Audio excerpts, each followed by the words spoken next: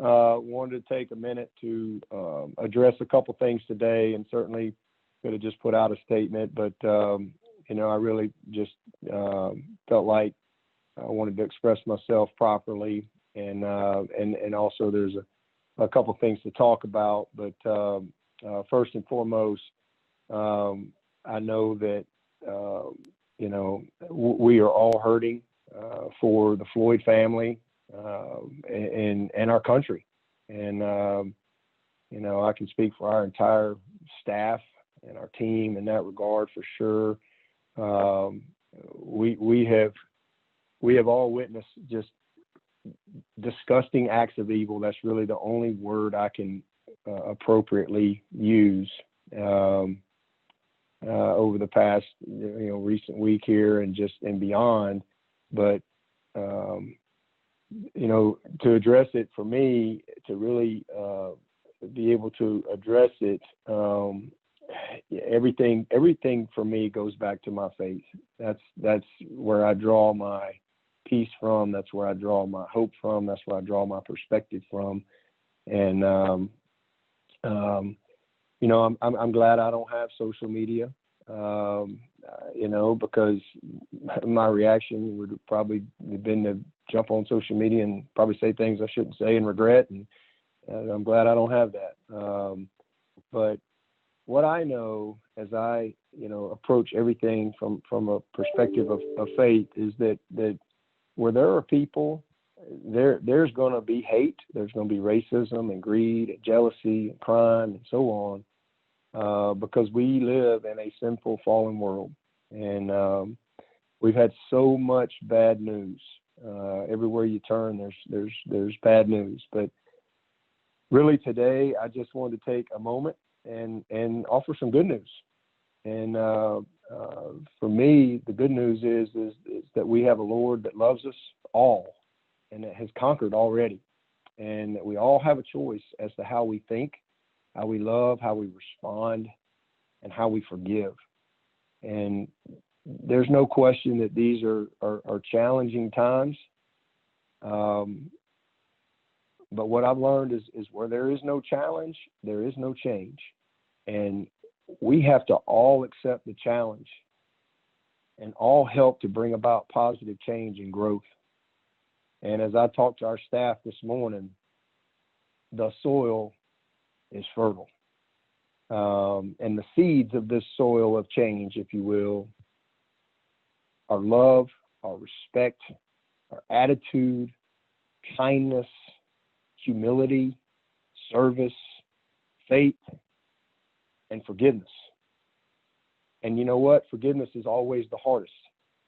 Forgiveness was something that I struggled with in my life, in my teens and early 20s, and eventually, I was the one being hurt because that forgiveness just eats at you.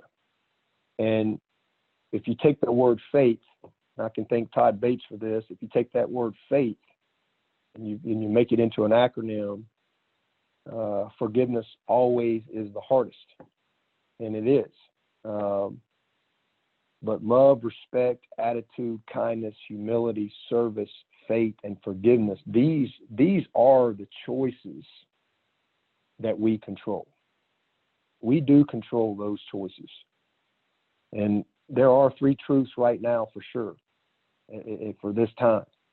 And this is another thing Coach Bates and I were talking about, and I agree. Love doesn't see color. Hate does. Hatred has no heart. Love does. And as football teams and just people in general, we have to stick together. We got to respect each other, and we got to accept the differences that do exist. And for me, my focus is my team and the staff. And my prayer is that God will continue, as he has for the last 11 and a half years, that God will continue to use our program at Clemson to develop, to shape, to equip, to educate, and to raise up great men through the game of football that are going to go on into this world as great leaders and create wonderful change and bring love and wisdom to our country. That's my passion. That's our why. And that's my focus. And one of the things that I always tell our team, and they've heard me say many, many times in regards to football, is that there is no hope for a better yesterday. There's no hope for a better last week. There's no hope for a better last year. It just isn't.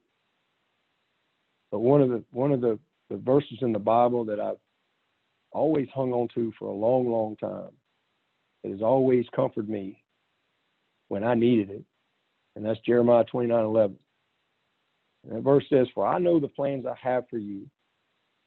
They're plans for good, not disaster. Plans to give you a future and a hope. For I know the plans I have for you. Plans for good, not disaster. Plans to give you a future and a hope."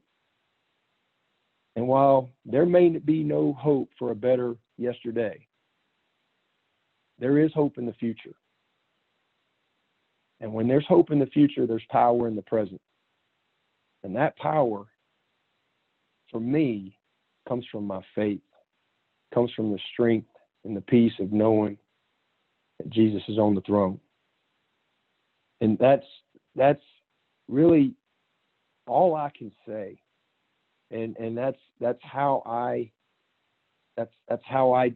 can, that's the only thing I can offer is my perspective of faith and hope that can be an encouragement. Our team is hurting, communicated with them last week, and our staff is amazing. But we absolutely must come together.